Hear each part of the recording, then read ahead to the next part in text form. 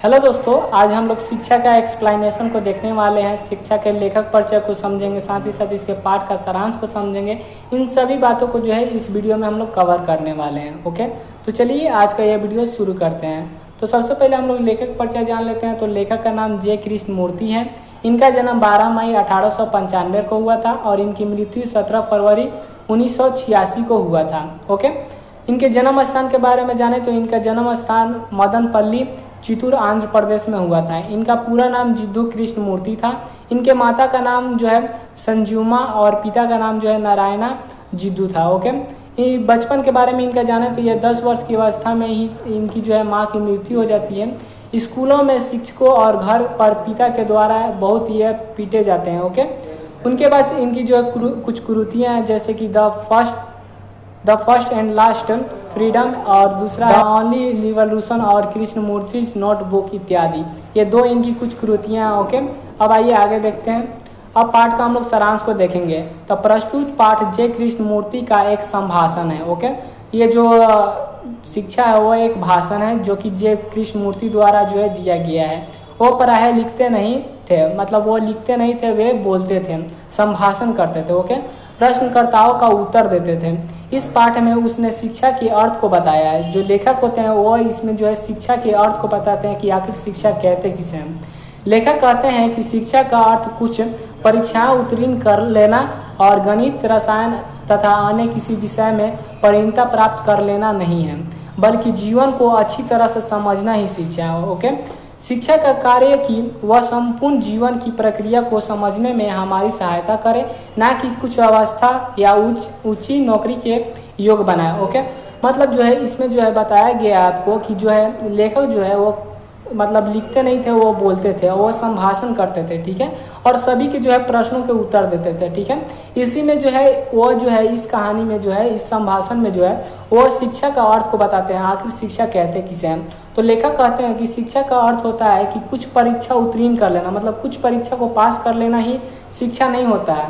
नहीं तो अन्य विषय में जो है अच्छे नंबर ला भी देना, यह भी शिक्षा नहीं होता। ओके, मेन शिक्षा तभी होता है कि जब हम उससे जो है अपने जीवन को अच्छी तरह से समझे, उसी को हम लोग शिक्षा कहते हैं। उसके बाद जो है शिक्षा के कार्य को बताया। तो शिक्षा का कार्य जो है वह संपूर्ण जीवन की प्रक्रिया को समझना हमारी सहायता करता है। ठीक है, मतलब जो शिक्षा होता है वो हमारे जो है संपूर्ण जीवन को जो है समझने में हमारी सहायता करता है। ओके, ना कि जो है कि ऊंच नीच और अच्छी नौकरी के लिए हमने पढ़ा तो वो शिक्षा नहीं हो सकता।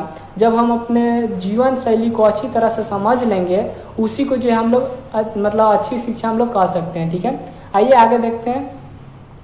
लेखक कहते हैं कि बच्चों को हमेशा ऐसे वातावरण में रहना चाहिए जो स्वतंत्रता पूर्वक हो। मतलब लेखक कहते हैं कि बच्चे ऐसे माहौल में रहें जहां जो है उन्हें जो है पूरी तरह से जो है स्वतंत्रता प्राप्त हो। अधिकांश व्यक्ति ज्यों त्यों बड़ा होते जाते हैं, त्यों त्यों जहां भयभीत होते जाते हैं।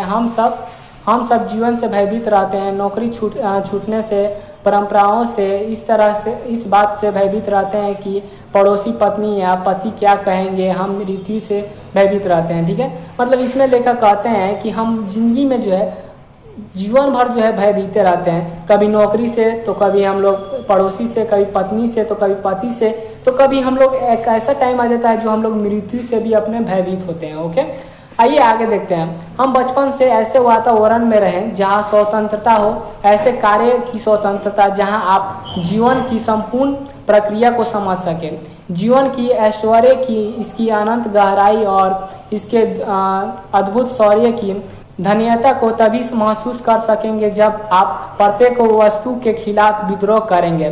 संगठित धर्म के खिलाफ, परंपरा के खिलाफ, मतलब संगठित धर्म के खिलाफ, दोस्तों यहाँ खिलाफ होगा, संगठित धर्म के खिलाफ, परंपरा के खिलाफ और इसे सड़े हुए समाज के खिलाफ, ताकि आप एक मानव की भांति अपने लिए सत्य की खोज कर सके। ठीक है, मतलब इसमें जो है लेखक कहते हैं कि हमें एक ऐसे माहौल बनाना चाहिए जहां सभी लोगों को स्वतंत्रता प्राप्त हो।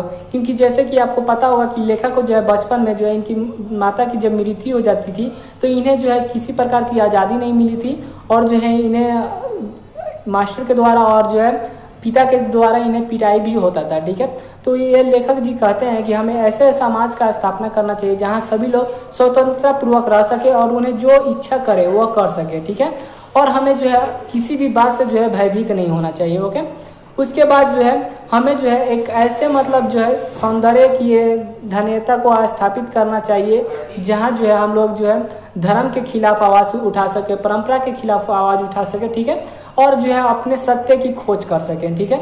इस बातों को जो है इस जो है पैराग्राफ में आपको बताया गया है। चलिए आगे देखते हैं।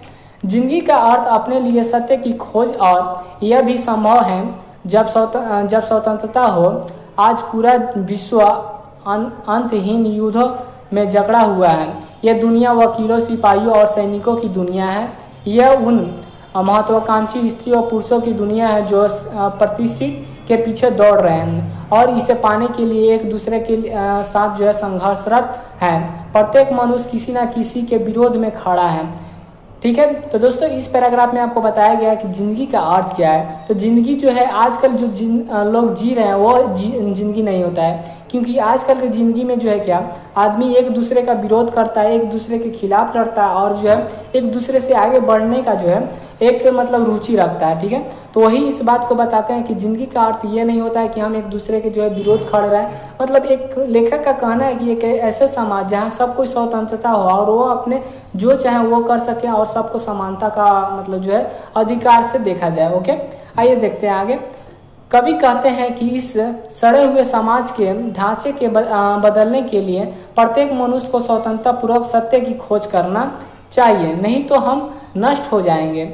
बच्चों में ऐसी शिक्षा देनी चाहिए जिससे एक न्यूनतम भविष्य का निर्माण हो सके, ठीक है। इसमें जो है जो ऊपर समझाया गया उसी को जो है लेखक लास्ट में इसी बात के द्वारा जो है इस चैप्टर को खत्म करते हैं और कहते हैं कि एक स्वतंत्रता जैसे समाज की स्थापना करना चाहिए और सत्य की खोज करना चाहिए, नहीं तो अगर सत्य की खोज नहीं करेंगे तो हम जो है नष्ट हो जाएंगे। ओके, तो दोस्तों उम्मीद करता हूँ आज का जो है एक्सप्लेनेशन आपको समझ आया होगा। अगर आपने पहले के वीडियो नहीं देखा है तो आप जाके देख लीजिएगा। उन सभी वीडियो का जो है मैंने एक प्लेलिस्ट बना दिया, उस प्लेलिस्ट में आपको सभी चैप्टर का एक्सप्लेनेशन को देखने को मिल जाएगा। तो उम्मीद करता हूँ आज का वीडियो आपको पसंद आया होगा। फिर मिलते हैं आने वाले नए वीडियो में। धन्यवाद।